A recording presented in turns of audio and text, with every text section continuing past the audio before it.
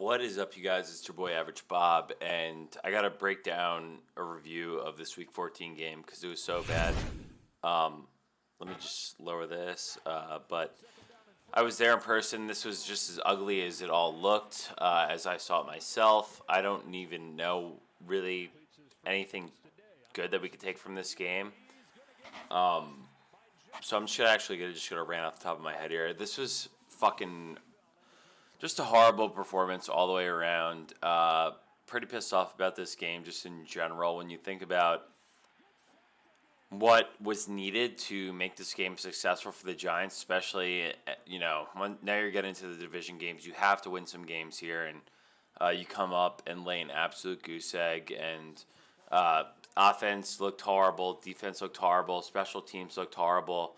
I guess we could just keep watching it throughout here. But, this is why, the Eagles are on just such a more elite level from a player perspective right now between, Jalen Hurts obviously was a candidate from MVP, which I talked about earlier in my preview. He makes guys better, and that's what you need. Does Daniel Jones make people better? Does Saquon Barkley make people better? I don't know, maybe. Saquon really didn't do anything at all today. I think he had 20 rushing yards and 9 carries, and granted, he's hurt, but is he playing through these injuries at the extent of just trying to put together a contract year where he is saying that, oh, I played 16 games this year, but if you're inefficient in 6 or 7 of them, and you don't do anything, what does that matter? I mean, maybe this one just got way too away from the Giants early on. I mean, every single time for the first 3 drives, the Eagles went down and failed to score, but look at a play like that right there with Gary Brightwell. He just hits the seam and he gets 13 yards, and then Daniel Jones forced a throw. I was just someone in there oh, he's wide open. Daniel Jones got to hit that. I'm like, this is double covered all the way down the field. I don't know. I think you do have to re-sign Daniel Jones because when you look at how other teams do this, look at the Eagles, right? They re-signed Carson Wentz, and then the next year after they drafted Jalen Hurts, and they traded away Carson Wentz, and wasn't a big deal, dealing with his contract and everything. So I think, building around a guy like this or getting other pieces in place where now you drafted Devontae Smith, now you've traded for A.J. Brown, you have a good tight end, you have a great offensive line, you really built out your offensive line, your defensive line, and you have a good secondary. It's really what you need to be successful. I mean, the Giants, this is what I said also, the Eagles are, 45% on third down, and this was 4th and 7. Actually, I was watching this live, I thought what's-his-name picked it, and this is my first time seeing it. What the fuck was Darnay Holmes doing? Where is he going? All you have to do is come back inside right here and knock the fucking pass away.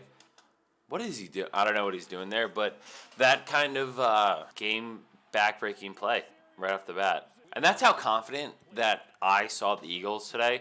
That 4th and 7, I think it was 5 wide. So it's we're not trying to draw you offsides. We're not going to try and run the ball. Good luck. Good luck trying to stop us. And, this is the NFL. You want to impose your will. That play was open for a split second, too. I remember seeing that one live. He had him right off the bat. And this punter he's fucking killing me. I really have been very vocal with not liking this guy, but, this is, hold on, let's bring it back. Day one shit. This is day one shit at any level, high school, college, NFL. And I asked other people, I was like, when's the last time you ever saw this happen? And the answer is no one's seen this happen because no one does this. The punter knows that it's an illegal kick. So is it being a Scottish hammer guy that you don't understand the rules of the game? But anyway, get the fuck. This is bullshit. Seen enough from him. I really have seen enough from him. Eagles come back, make it 21-0. A.J. Brown, wide ass open. I have seen enough of some players this year, and I do this kind of every year just mentally, but now I have the YouTube channel, so I could actually vocalize it a little bit. But Shane Gillum, I've seen enough of him, enough to never want to see him back. And then now you want to start throwing it to Saquon down 21. I mean, if you didn't want to use him at all, especially in the second half, why even play him in 3rd and 10? why even play him in this game if that's the result that we're gonna have? Because next week is such a key matchup that next week is absolutely must win. The season's over now. I still don't even understand how the Giants would get in, having 2 losses to Dallas, already 1 loss to the Eagles, and then a tie with Washington. You'd have to beat them, otherwise it's like there's no chance. It doesn't matter if you beat the Vikings or the Colts. Like, you would have 1 division win. Like, that would.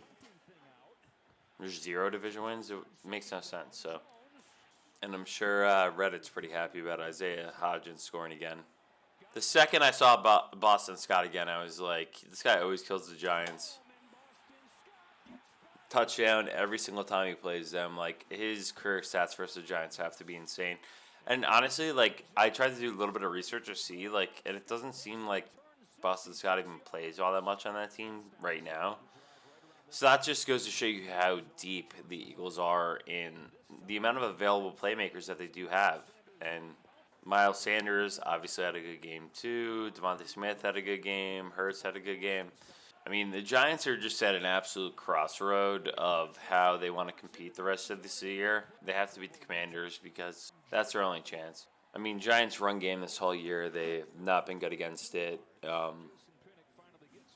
When you're losing by 23 points, it's not like you're going to get figured out now. So, second half starting, I mean, Hurts could just do whatever he wants. I think he runs one in later. That's just so wide open. The Giants' defense, that has been a strong suit this whole year, constantly is breaking this whole game.